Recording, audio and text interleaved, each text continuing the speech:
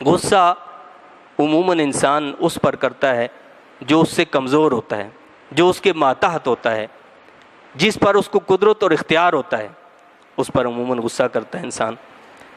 غصہ جو ہے یہ کوئی بری صفت نہیں ہے بھائی، اچھی صفت ہے، اللہ نے ہر ایک کے اندر رکھی ہے، اللہ نے اپنے نبیوں کے اندر بھی اس صفت کو رکھا، لیکن اگر اس کو صحیح استعمال کیا جائے تو اس پر اجر ہے، غلط استعمال کیا جائے تو پھر سزا ہے۔ صحیح استعمال کیسے ہوگا؟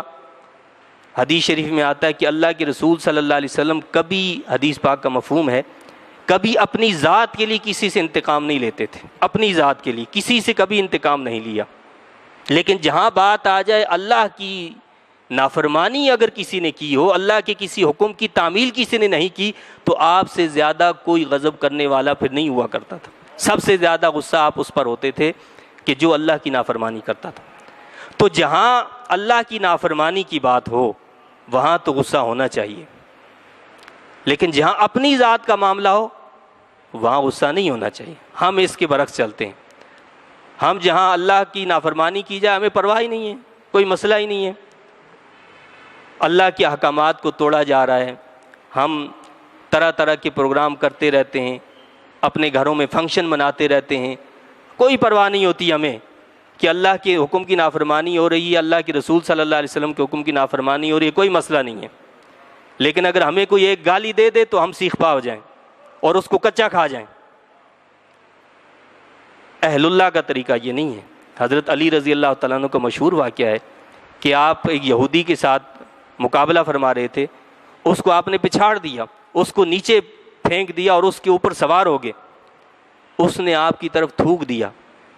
اب آپ مجھے بتائیے کہ ایک شخص آپ کی طرف تھوکے تو آپ کا کیا حال ہوگا؟ غصے سے آدمی لال پیلا ہو جائے اور اس کو اور زیادہ مارے، لیکن اس نے جب یہ عمل کیا حضرت علی رضی اللہ تعالیٰ عنہ نے فوراً اس کو چھوڑ دیا۔ وہ بڑا حیران ہوا کہ یہ کیا بات ہے کہ بھائی میں نے تو تھوکا ہے، مجھے تو اور ان کو مارنا چاہیے۔ تو کہا کہ یہ کیا بات؟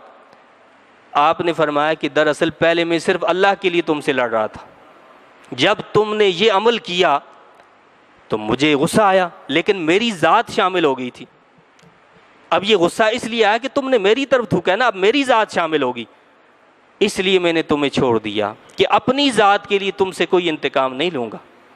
ہم اپنی ذات کے لیے ہمارا میڈیا اٹھا کر دیکھیں، وہ سارا اپنی ذاتیات پر مبنی ہوتا ہے۔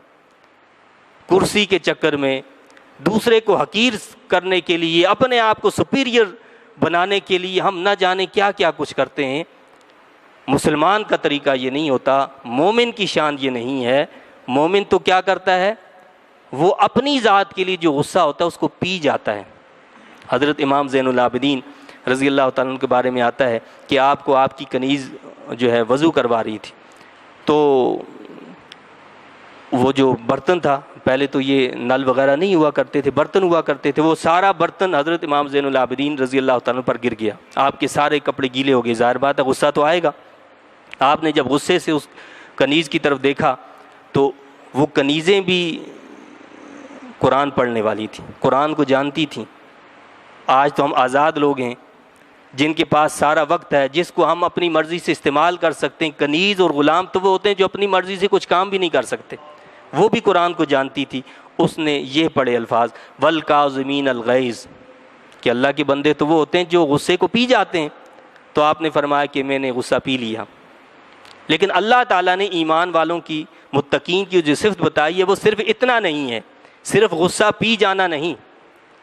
اب میں نے جیسے آپ کو بتایا نا کہ غصہ عموماً انسان کس پر کرتا ہے؟ جو اس کے ماتحت ہوتے ہیں، گھر ہے، بیوی بچے ہیں، جو ہمارے ملازم ہیں، جو ہمارے ماتحت جتنے لوگ ہیں، غصہ انہی پر کیا جائے گا نا۔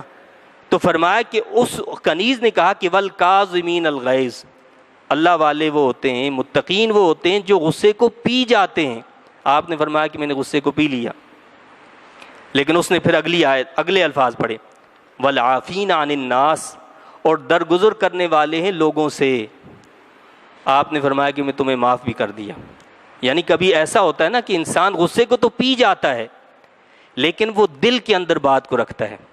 یہ مومن کی شان نہیں ہے کہ وہ اب دل میں بات رکھے، بلکہ کیا کرے؟ والکاظمین الغیظ والعافین عن الناس، اور لوگوں کو معاف کر دے، یعنی دل میں بھی بات نہ رکھے، غصہ پی جائے اور دل کو بھی صاف کر دے، اس کی طرف سے کوئی دل کے اندر کوئی بات نہیں ہونی چاہیے۔ تو آپ نے کیا فرمایا کہ میں نے تمہیں معاف بھی کر دیا۔ اس نے پھر اگلے الفاظ پڑھے، وہ کیا تھے؟ واللہ یحب المحسنین، اور اللہ تعالیٰ محبت کرتا ہے احسان کرنے والوں سے۔ تو آپ نے فرمایا کہ میں تمہیں اللہ کے لیے آزاد کرتا ہوں، یہ آپ کا احسان تھا کہ آپ نے اس کو آزاد کر دیا۔ کیا کیا آپ نے؟ آزاد کر دیا۔ یعنی اس کا مطلب یہ ہوا کہ ہمارا جو مخالف ہے، ہمارا جو دشمن ہے، ہمیں جس پر غصہ آیا ہے، نہ صرف یہ کہ اسے اس وقت ہم غصہ پی جائیں، اس کو دل سے معاف کر دیں، بلکہ احسان کیا ہے؟ آپ کا دشمن آپ کو گالیاں دے رہا ہے، آپ اس کے لیے اللہ سے دعا مانگیں، یا اللہ تو اس کی ہدایت عطا فرما دے، یا اللہ تو اس کو نیک بنا دے، اس کو بدگمانیوں سے بچا دے، اس کو شیطان کے شکنجے سے نکال دے، یہ ہے اس پر احسان۔